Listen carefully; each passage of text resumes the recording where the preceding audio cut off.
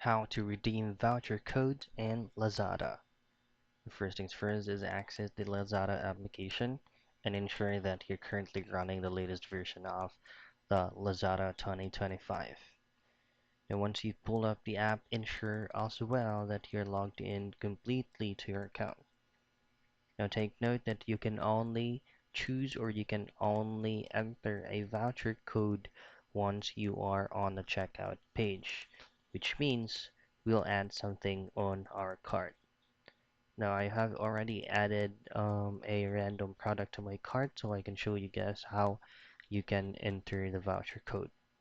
So say for example, we will be checking this item out.